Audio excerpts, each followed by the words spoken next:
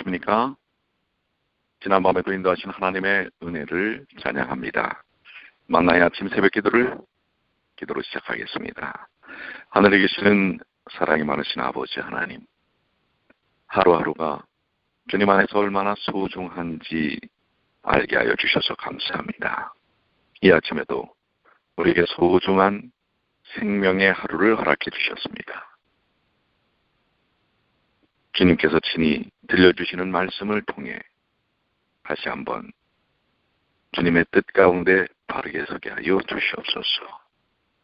이 시간도 주의 영께서 저희와 함께 해주시기만을 우리 주님 예수님의 이름으로 간절히 기도드리옵나이다. 아멘. 오늘은 잠언 28장 1절로 14절까지 있는 말씀입니다. 잠언 28장 1절로 14절입니다. 악인은 쫓아 오는 자가 없어도 도망하나 의인은 사자같이 담대하니라. 나라는 죄가 있으면 주관자가 많아져도 명철과 지식이 있는 사람으로 말미암아 장구하게 되느니라. 가난한 자를 학대하는 가난한 자는 곡식을 남기지 아니하는 폭우 같으니라. 율법을 버리는 자는 악인을 칭찬하나 율법을 지키는 자는 악인을 대적하느니라. 악인은 공의를 깨닫지 못하나 여호와를 찾는 자는 모든 것을 깨닫느니라. 성실히 행하는 가난한 자는 사곡히 행하는 부자보다 나으니라. 율법을 지키는 자는 지혜로운 아들이요 탐식하는 자를 사귀는 자는 아비를 욕되게 하는 자니라. 주한 별리로 자기 재산을 많아지게 하는 것은 가난한 사람 불쌍히 여기는 자를 위하여 그 재산을 저축하는 것이니라. 사람이 귀를 돌이키고 율법을 듣지 아니하면 그의 기도도 가증하니라. 정직한 자를 악한 길로 유인하는 자는 스스로 자기 감정에 빠져도 성실한 자는 복을 얻느니라. 부자는 자기를 지혜롭게 여겨도 명철한 가난한 자는 그를 살펴 아느니라. 의인이 득이하면 큰 영화가 있고 악인이 일어나면 사람이 죽느니라. 자기의 죄를 숨기는 자는 형통치 못하나 죄를 자복하고 버리는 자는 불쌍히 여김을 받으리라. 항상 경외하는 자는 복되거니와 마음을 강팍하게 하는 자는 재앙에 빠지리라. 잠언 28장 1절로 14절까지 있는 말씀이었습니다. 우리 잠언 28장에 있는 말씀을 좀 살펴보겠는데요. 14절까지 있는 말씀을 모두 다 살펴보지 않고 거기서 우리가 조금 더 관심을 좀 집중해야 될 말씀들을 한번 살펴보도록 하겠습니다. 2절입니다. 나라는 죄가 있으면 주관자가 많아져도 명철과 지식이 있는 사람으로 말미암아 장구하게 되느니라. 나라에 죄가 있으면 주관자, 즉 교만하여 대장 노릇하려는 그러한 사람들, 소위 뱃사공이 많아집니다. 인간의 죄 속에는 교만이 있고 거기에서 불순종의 죄가 나오며 그 결과는 무질서와 분쟁과 분열입니다. 그러므로 갈라디아 5장 20절로 21절은 육체의 일은 현저하니 원수를 맺는 것과 분쟁과 시기와 분냄과 당짓는 것과 불리함과 또 그와 같은 것들이다라고 말하고 있습니다. 그러나 나라에 의가 있으면 사람들은 겸손의 미덕을 갖추고 계명에 순종하며 사회의 질서를 지킵니다. 사람이 부족하고 불완전함으로 갈등이 없을 수는 없으나 토의하며 평안을 찾을 것입니다. 성령의 열매는 사랑과 화평과 오래 참음과 사비와 양손과 온유입니다. 우리는 겸손과 온유와 인내와 사랑으로 단합해야 합니다. 위로부터 난 지혜는 성결하고 화평하고 온유하고 유순합니다. 우리는 다 이런 지혜와 덕을 사모해야 할 것입니다. 본문에 있는 나라는 죄가 있으면 주관자가 많아져도 명철과 지식이 있는 사람으로 말미암아 장구하게 되느니라 라고 하는 이 말씀을 통해 명철과 지혜가 있는 사람은 하나님을 경외하고 또 그분의 계명대로 의와 선을 행함으로 지혜와 지식을 가진 사람들입니다. 이러한 사람들이 사회의 참 지도자이며 교회에 합당한 직분자인 것입니다. 그러한 사람들이 나라의 지도자가 되면 그 나라는 장구하게 될 것입니다.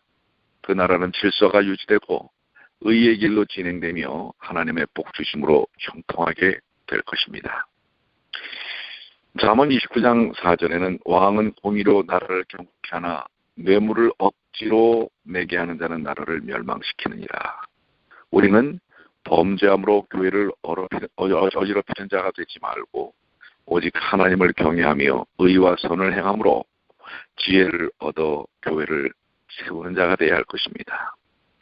3절에 있는 말씀, 가난한 자를 학대하는 가난한 자는 곡식을 남기지 아니하는 포구 같으니라. 가난한 자는 보통 자신이 가난해 보았기 때문에 다른 가난한 자의 사정을 더 잘 동정할 수 있습니다. 그러나 자기도 가난한 자이면서 가난한 자를 학대하는 인정이 없는 사람들이 있습니다. 그런 사람들이 인격이 매우 나쁜 사람들이죠. 인격 형성이 잘못된 사람들이라고 얘기하는 것입니다. 가난한 자를 학대하는 자는 곡식을 남기지 아니하는 폭우와 같다라는 말. 태풍이나 허리케인 같은 것은 폭우를 동반합니다. 그런 폭풍우가 지나가면 농작물이나 집들이 크게 손상이 됩니다. 가난한 자들을 위로하고 격려하지는 못할 망정 그들을 학대한다. 얼마나 나쁜 것입니까? 하나님의 뜻은 우리가 이웃을 사랑하는 것이며 선하고 착한 마음을 품고 사는 것입니다. 하나님께서는 레위기 19장 18절에서 이웃 사랑하기를 내 몸과 같이 하라라고 말씀하셨습니다. 그러나 악인들은 하나님의 명령을 멸시합니다. 그러므로 잠언 12장 10절은 의인은 그 육축의 생명을 돌아보나 악인의 긍휼은 잔인하니라 라고 말하고 있습니다. 의인은 가난한 자를 학대하지 않습니다. 의인은 도리어 가난한 자를 불쌍히 여기고 선대합니다. 그것은 하나님을 경외하고 공경하는 자들의 마땅한 바입니다. 우리는 가난한 자들을 학대하는 인정 없는 자가 되지 말고 우리 자신이 스스로 어려웠을 때 또 그 어려움을 이해하고 더 어려운 이들을 살피는 사랑을 가진 그리스도인들이 되시게 되길 바랍니다. 자, 쭉 내려가셔서요. 8절입니다. 중한 별리로 자기 재산을 많아지게 하는 것은 가난한 사람, 불쌍히 여기는 자를 위하여 그 재산을 저축하는 것이니라. 여기 중한 별리라고 하는 것은 원어로는 고리대금과 별리로라는 뜻입니다. 고리대금은 보통 가난한 자들을 상대하여 돈을 빌려주고 이자를 받는 것입니다. 이것은 재산 증식의 정당한 방식이 아닙니다. 하나님께서는 고리대금을 금지하셨습니다. 레위기 25장 36절 37절에는 너는 그에게 이식을 취하지 말라. 너는 그에게 이식을 위하여 돈을 꾸이지 말라고 말씀하십니다. 재산 증식의 정당한 방식은 각자의 직업에서 근면하게 일하여 돈을 버는 것입니다. 그래서 본문의 말씀은 중한 별리로 자기 재산을 많아지게 하는 것은 가난한 사람 불쌍히 여기는 자를 위해 그 재산을 저축하라는 것이고 그렇게 살라는 것입니다. 그렇기 때문에 이 고리대금업을 통해서 재산을 증식하지 말고 오히려 정당한 노력을 통해서 부를 축적하고 가난한 사람들을 나누어 주라고 하는 것입니다. 보살피라고 하는 것입니다. 욥은 비록 은은 티끌같이 쌓고 의복은 진흙같이 예비할지라도 그 예비한 것을 의인이 입을 것이요 그는 무죄자가 나눌 것이다 라고 말합니다. 잠언 13장 22절에도 선인은 그 산업을 각각 자기 손손에게 끼쳐도 죄인의 재물은 의인을 위하여 쌓느니라 라고 말합니다. 아무리 악하게 재산을 쌓아도 그것은 결국 허지로 돌아갈 수밖에 없다고 하는 것입니다. 하나님의 뜻은 성도들이 가난한 사람들을 구제하는 것입니다. 우리가 가난한 형제들에 대해 반드시 손을 펴서 그 어려움을 살피고 넉넉히 쓸 것을 구워주고 아끼는 마음을 품지 말고 구제해야 한다고 말씀하고 신명기 15장 7절로 11절에 말씀하고 있는 것입니다. 에베소 4장 28절에도 도적질하는 자는 다시 도적질하지 말고 돌이켜 빈궁한 자에게 구제할 것이 있기 위하여 제 손으로 수고하여 선한 일을 하라라고 교훈하고 있습니다. 우리는 중한별리로 재산을 많아지게 하는 자가 되지 말아야 할 것입니다. 정당하게 의롭게 근면하게 일함으로써 돈을 벌고 또 가난한 자들을 구제하고 살펴야 할 것입니다. 9절의 말씀입니다. 사람이 귀를 돌이키고 율법을 듣지 아니하면 그의 기도도 가증하니라. 우리는 하나님의 말씀에 귀를 기울여야 합니다. 그러나 귀를 돌이켜 율법을 듣지 않는 것은 하나님을 인정하지 않고 경외치 않고 존중치 않고 사랑치 않고 섬기지 않는 것입니다. 하나님의 말씀을 들어야 믿을 수 있고 하나님을 순종할 수 있는데 그분의 말씀을 듣기를 거절하니 어떻게 하나님의 뜻을 잘 이해하고 하나님을 믿고 순종하겠습니까? 사람이 귀를 돌이켜 율법을 듣지 않으면 그러한 사람의 기도는 가증한 것입니다. 하나님께서도 그들의 기도를 들으실 수가 없는 것입니다. 그렇기 때문에 우리는 우리의 귀를 하나님의 말씀에 기울이며 그 말씀을 들어야 합니다. 순종이 제사보다 낫고 듣는 것이 수양의 기름보다 나으니 이는 거역하는 것은 사술의 죄와 같다고 사무엘상 15장 22절로 23절에 말씀하고 있습니다. 주께서는 들을 귀 있는 자는 들으라 라고 말씀하고 계십니다. 율법을 듣지 않는 자의 기도는 가증합니다. 우리는 율법을 듣는 자가 되어야 합니다. 그때 하나님께서도 우리의 기도를 들어주실 것입니다. 12절에 있는 말씀입니다. 의인이 득의하면 큰 영화가 있고 악인이 일어나면 사람이 숨느니라. 여기 득의하다라는 말은 뜻을 이루어 기뻐하다라는 뜻입니다. 예수님을 믿고 하나님의 교훈을 행하는 자마다 의인이라고 말할 수 있습니다. 의인들이 잘되고 높임을 받고 다스리면 그 나라와 백성에게 큰 영광이 있을 것입니다. 잠언 11장 10절도 의인이 형통하면 성읍이 즐거워하고 악인이 패망하면 기뻐 외치느니라 라고 말하고 있습니다. 또 잠언 29장 2절은 의인이 많아지면 백성이 즐거워하고 악인이 권세를 잡으면 백성이 탄식하느니라 라고 말하고 있습니다. 경건한 다윗이 통치하였을 때 이스라엘 나라에는 큰 영광이 있었습니다. 의로운 모르드게가 악한 하만을 대신해 높임을 받았을 때 성경은 수산성이 즐거이 부르며 기뻐하였고 유다인들에게는 영광과 기쁨이 있었다고 기록했습니다. 그러나 본문의 말씀은 악인이 일어나면 사람이 숨는다라고 말합니다. 잠언 28장 28절에도 악인이 일어나면 사람이 숨고 그가 멸망하면 의인이 많아지느니라 라고 말합니다. 일어난다라는 말은 세력을 잡는다는 뜻일 수 있습니다.